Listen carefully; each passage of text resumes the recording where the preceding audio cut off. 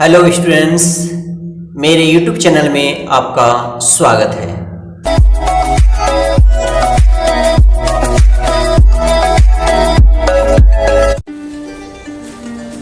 आज हम ट्रिगोनोमेट्री का अध्ययन करेंगे। ट्रिगोनोमेट्री तीन ग्रीक शब्दों ट्राई, कॉन और मेट्रॉन से मिलकर बना है। ट्राई का अर्थ है तीन, कॉन का अर्थ है भुजा और मेट्रॉन का अर्थ है माँ, अर्थात तीन भुजा की माँ। वास्तव में त्रिकोणमिति में एक त्रिभुज की भुजाओं और कोणों के बीच के संबंधों का अध्ययन किया जाता है। हम एक समकोण त्रिभुज के निम्नकोणों के सापेक्ष उनकी भुजाओं के अनुपातों का अध्ययन करेंगे, जिन्हें कोणों के त्रिकोणमितीय अनुपात कहते हैं। आइए हम एक समकोण त्रिभुज ABC लेते हैं, जिसका कोण B समकोण है। इसलिए कोण B की समूह भुजा AC इस त्रिभुज का कर्ण है। अब हम एक निम्नकोण A लेते हैं। यहाँ कोण A की समूह भुजा BC है तथा संलग्न भुजा AB है। इसी प्रकार निम्नकोण C की समूह भुजा AB है तथा संलग्न भुजा BC है। समकोण त्रिभुज ABC में कोण A के सभी त्रिकोणमितीय अनुपातों को संक्षिप्त में sin A, cos A, tan A, cot A, sec A तथा cosec A लिखा जाता है। तो ये अनुपात किस प्रकार परिभाषित हैं, आइए हम एक एक करके देखते हैं। यहाँ कोण A की समूह भुजा BC तथा कर्ण AC के अनुपात को sin A कहते हैं, अर्थात sin A बराबर BC बटा AC। इसी प्रकार कोण A की संलग्न भुजा AB तथा कर्ण AC के अनुपात को cos A कहते हैं तथा कोण A की समूह भुजा BC तथा संलग्न भुजा AB के अनुपात को tan A कहते हैं। यहाँ पर हम देख पा रहे होंगे कि sin A का व्युत्क्रम cosec A है।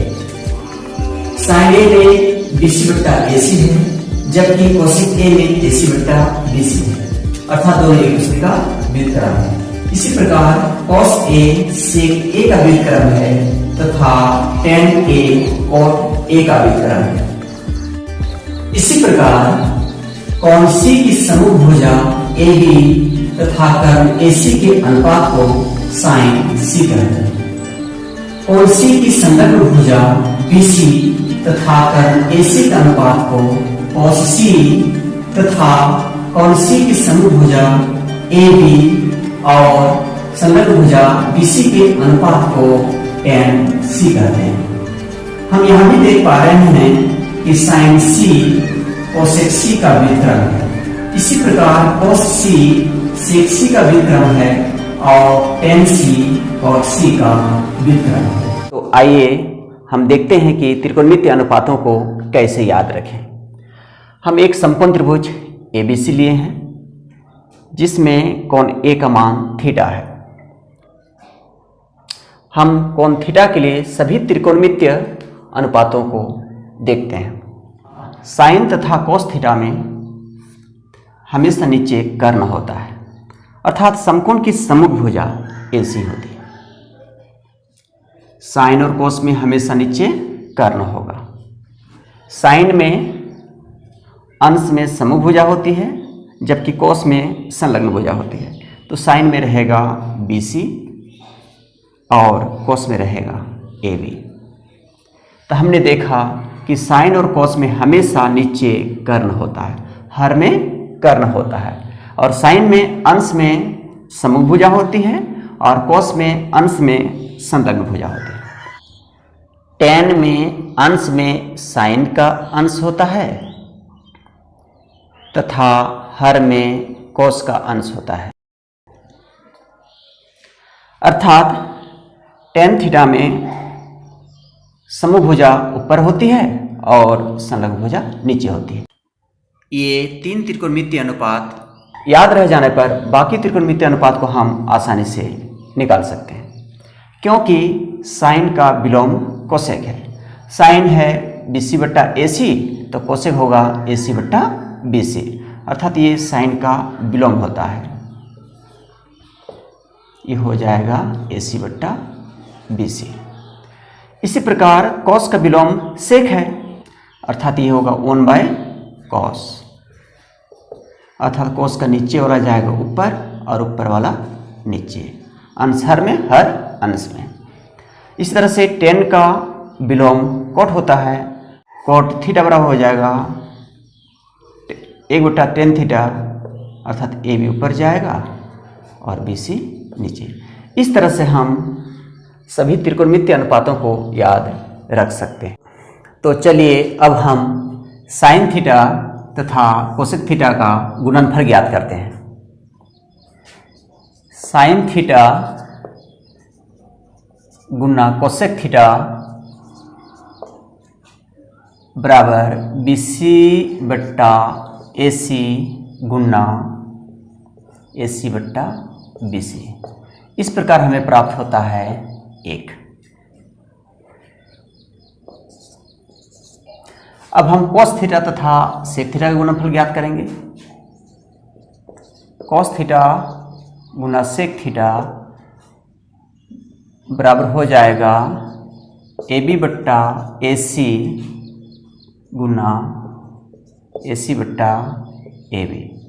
तो ये भी देख रहे हैं यहाँ निरस्त हो जा रहा है, अतः इसका भी गुणनफल 1 होगा। इसी प्रकार tan थीटा तथा cot थीटा का गुणनफल भी हमें 1 प्राप्त होगा। आइए देखते हैं।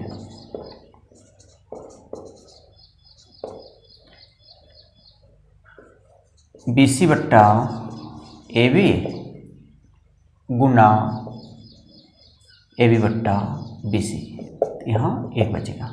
इस प्रकार हम पाते हैं कि साइन थीटा तथा कोसेक थीटा का गुणनफल 1 है, कॉस थीटा तथा सेक थीटा का गुणनफल 1 है, और टेन थीटा तथा कोट थीटा का गुणनफल 1 है।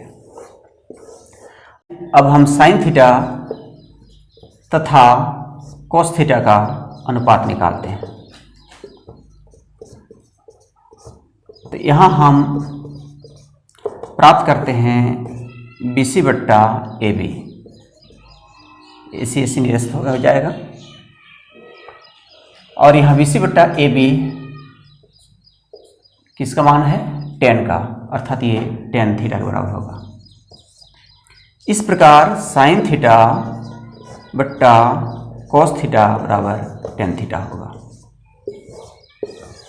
तो इस तरह से हमें ये याद रखना चाहिए कि साइन थीटा और कोसेक थीटा का गुणनफल 1 होता है, कॉस थीटा और सेक थीटा का गुणनफल 1 होता है, टेन थीटा तथा कॉट थीटा का गुणनफल 1 होता है, और साइन थीटा बट्टा कोस थीटा बराबर टेन थीटा होता है।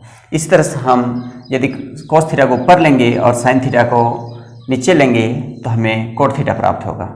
इस प्रकार कोस थीटा बट्टा साइन थीटा बराबर होगा कोट थीटा। तो चलिए अब हम प्रश्नावली 8.1 को हल करने के लिए पूरी तरह से तैयार हो चुके हैं। तो अगले वीडियो में हम प्रश्नावली 8.1 लेकर आएंगे। तब तक के लिए धन्यवाद।